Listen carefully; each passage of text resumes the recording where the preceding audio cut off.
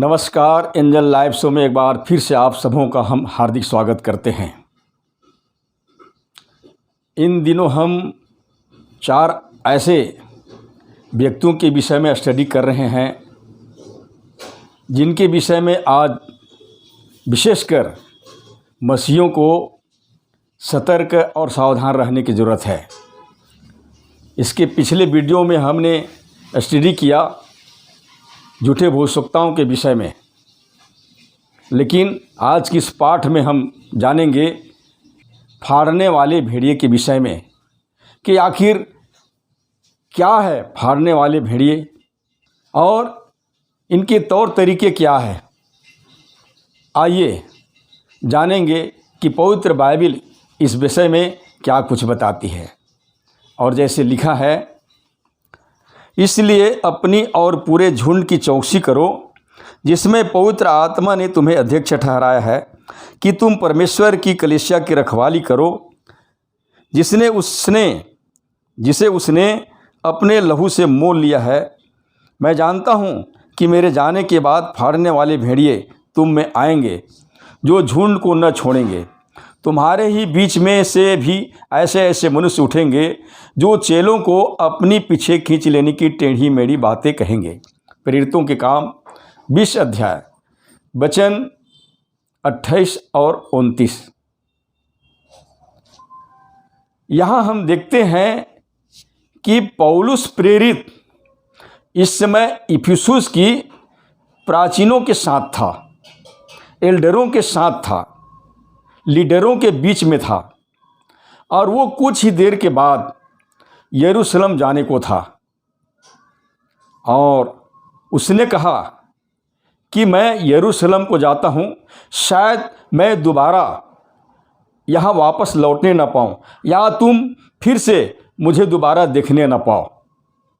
और कहता है, इसलिए अपनी और पूरे झुंड की चौकसी करो। वहाँ की एल्डरों को ये चेतावनी देते हुए कहता है कि तुम अपनी और पूरे झुंड की चौकसी करो।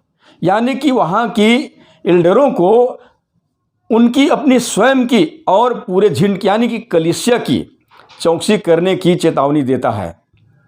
और आगे वह कहता है, जिसमें पवित्र आत्मा ने तुम्हें अध्यक्ष ठहराया है।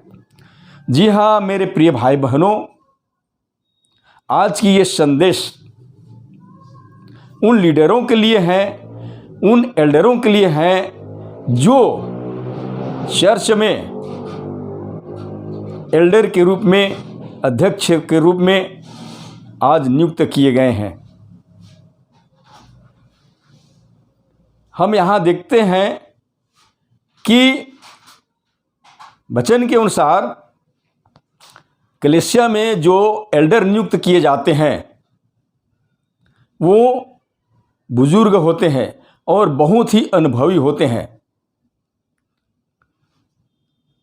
और आज ऐसा देखा भी जाता है कि बहुत से जगह में एल्डरों को पास्टर के नाम से भी जाने जाते हैं, लेकिन जो अध्यक्ष होते हैं उनके पास बहुत से बातों की, कार्यों का अनुभव होता है। ऐसे ही एल्डरों को जो कलीसिया की रखवाली करते हैं, पौलुस प्रेरित चेतावनी देते हुए कहता है कि तुम्हें अपनी और पूरे झुंड की चौकसी करना है। आगे लिखा है, जिसने उसने अपने लहू से मोल लिया है। हमको मालूम होनी चाहिए कि कलीसिया को प्रभु यीशु ने बनाया और उसे अपने ही लहू से मोल ले लिया। मतलब कि मृत्यु का कीमत चुकाकर प्रभु यीशु ने अपनी लहू का कीमत चुकाकर कलीसिया को खरीद लिया है और हम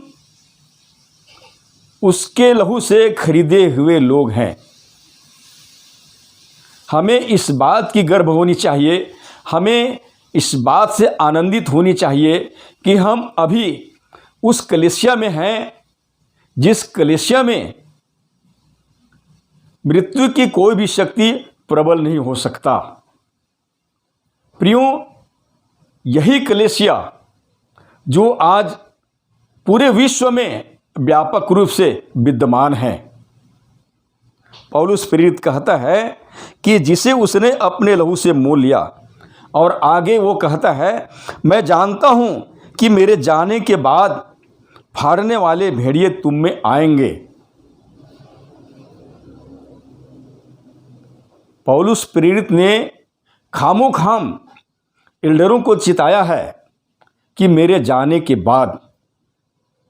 पौलुस प्रेरित चूंकि आज हमारे बीच में नहीं है, लेकिन उसकी चेतावनी आज भी हमारे लिए उतने प्रभावशील है जितने कि उस समय वो इफुसुस के एल्डरों के बीच में था, और ये चेतावनी के रूप में उन्हें दिया गया था।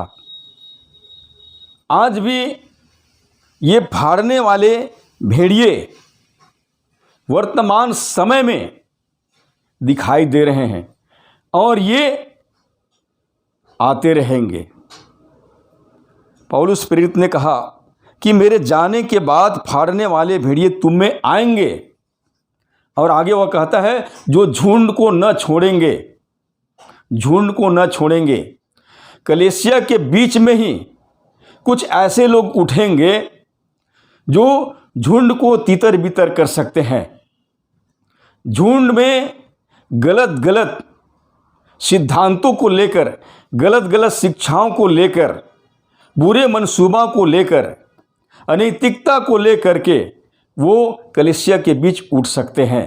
पौलुस प्रेरित ने बताया कि तुम्हारे ही बीच में से भी ऐसे ऐसे मनुष्य उठेंगे जो चेलों को अपने पीछे खींच लेने की टेढ़ी मेढ़ी बातें करेंगे, टेढ़ी मेढ़ी बातें करेंगे। आज बहुत से मंडलियों में ये देखने में आता है कि कुछ लोग कुछ दिन के बाद उठते हैं और उस कलीसिया का जो नैतिकता होता है वो पूरी तरह से क्या हो जाता है, बेकार हो जाता है। कुछ ऐसे ही लोगों के कारण जो कहते हैं कि नहीं, हमें आराधना में ये करना चाहिए, ये नहीं करना चाहिए। और कुछ तो ऐसे बातें होता है जो सचमुच में शिक्षा के विपरीत होता है, और मसीह जीवन में व्यवहारिकता के विपरीत होता है। बहुत से कुछ ऐसे लोग जो उठ खड़े होंगे और लोगों को, मसीह विश्वासियों को तरह तरह की बातों से, यानी कि टेढ़ी मेढ़ी बातें करेंगे। वो कहेंगे कि यहाँ उचित ढंग से प्रचार नहीं होता है, यहाँ उचित ढंग से आराधना नहीं होती है, और वो कहेंगे कि हमें किसी और जगह आराधना करनी चाहिए। मतलब इस तरह की व्यवहार से लोगों में फूट डालने की कोशिश करेंगे। यानी कि जहाँ पर उचित शिक्षा होनी चाहिए वहाँ पर ये गलत शिक्षा को क्या करेंगे, लोगों में शेयर करेंगे, और गलत शिक्षा को शेयर करके क्या करेंगे, वो इस तरह की टेढ़ी मेढ़ी बातें करके अपनी तरफ खींचने का प्रयास करेंगे कि नहीं, हमें ये करना चाहिए, ये करना चाहिए। पवित्र बाइबल में हम एक जगह एक दृष्टांत के बारे में पढ़ते हैं जो हमें मत्ती रचित सुसमाचार 13 अध्याय वचन 24 से मिलता है।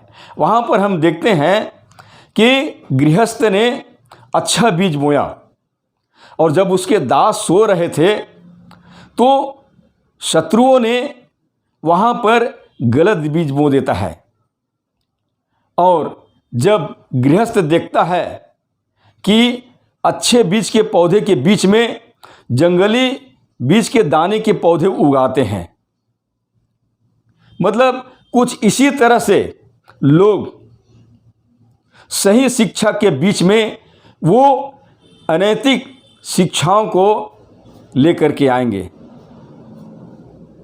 जहाँ पर सही प्रचार किया जाता है, सही आराधना किया जाता है, वहाँ पर ऐसे लोग गलत प्रचार, गलत रीति, गलत रिवाज और गलत शिक्षाओं को लेकर के उठ खड़े होंगे। और जैसे कि पौलुस प्रेरित ने बताया, तुम्हारे ही बीच में से भी ऐसे ऐसे मनुष्य उठेंगे, और ये बाहर से नहीं आएंगे, ये कलीसिया के बीच से ही ऐसे लोग उठेंगे। उनकी अपनी विचार ये होगा कि वो अपने ही गलत शिक्षाओं को लोगों के बीच में लेकर के उठेंगे, गलत शिक्षाओं को लेकर के आएंगे। पवित्र बाइबल हमें चेताती है कि विशेषकर अगुओं को, लीडरों को या एल्डरों को इस बात पर ध्यान देनी चाहिए। जब हमारी आराधना चालू होता है तो वहाँ पर कई प्रकार के लोग होते हैं।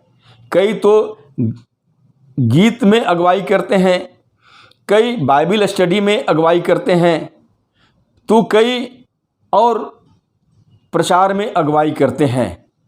और ऐसे लोग जो शिक्षा के विरुद्ध या शिक्षा के विपरीत गलत कार्य करते हैं या गलत बातें करते हैं, तो एल्डरों को उस समय अनसुनी नहीं करनी चाहिए।